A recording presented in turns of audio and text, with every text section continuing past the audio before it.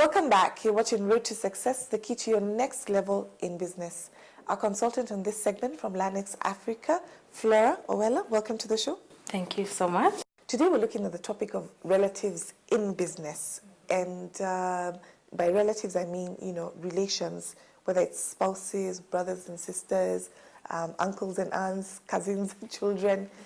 Maybe you can start us off by painting us the scenarios of how relatives end up in a business. When you're starting a business and you're considering partnership in a business, there are two approaches you can take it. Two scenarios whereby first, there's this scenario whereby you find like you have relatives who are qualified, they have all it takes to run the business, they have the experience, they have all the knowledge required. And you think like instead of recruiting other people from outside, you just need to incorporate them into the business. And when they come into the business, they can perform it because they know how it runs, probably from previous places of work or probably from education experiences. And the other scenario is whereby you look at someone starting a business and they want to cut on costs in the business. And they prefer starting it on level 1 by bringing in mostly relatives who will come to try and spearhead the growth of the business. And as the business grows, they realize actually now we need to bring in expertise. And that is the time now you find like the relatives, they have to leave the business, and at times others are adamant.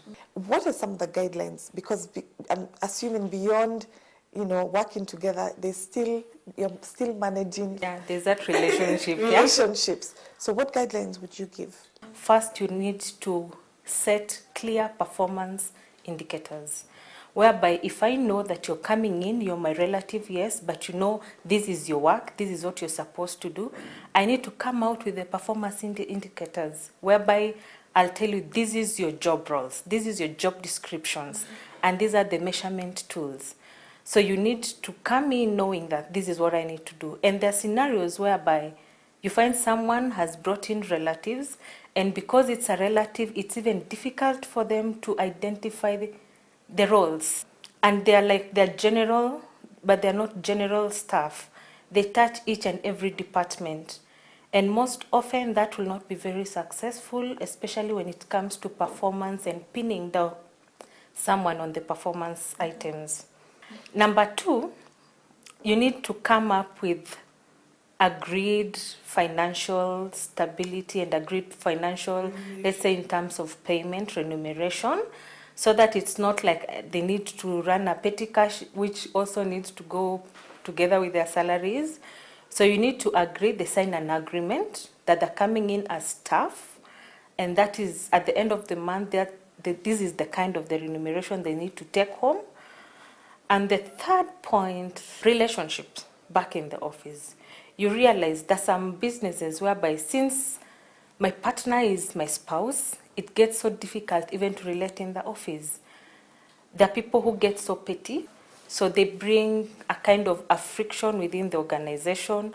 So people within the organization, the other staff find it so difficult to communicate, find it so difficult to share ideas.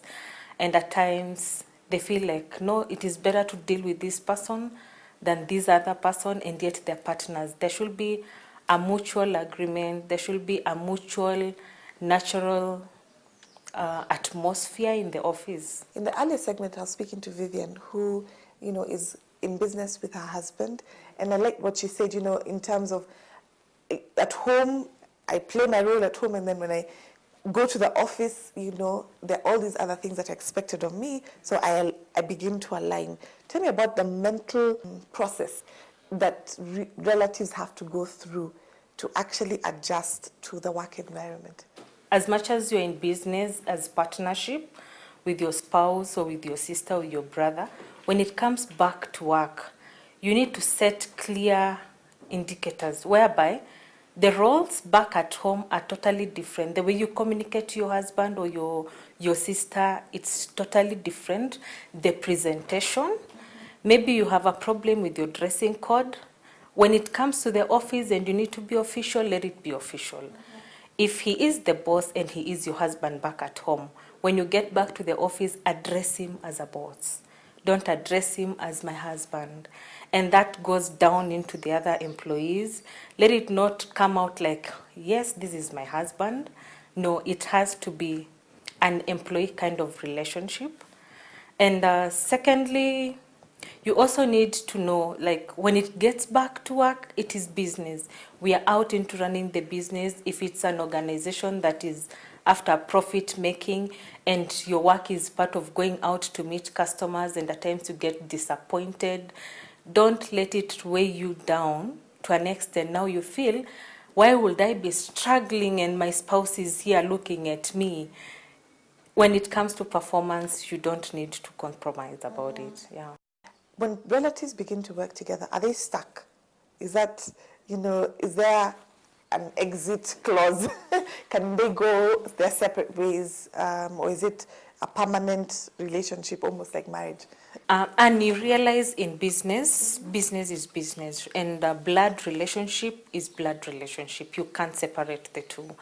And when it comes to business, you are employed in this business. You're the spouse, or you're the sister, or you're the brother. So you should not feel tied up. Because I'm working for my brother, because I'm working for my husband, I can't explore outside. I can't leave the business.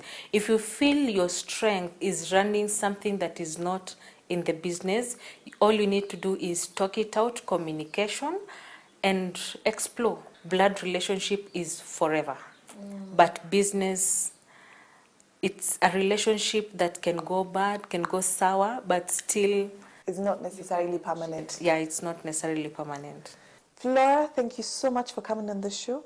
Thank you for sharing your wisdom with us. Thank you so much. You've been watching Road to Success, the key to your next level in business. Have a great week. God bless.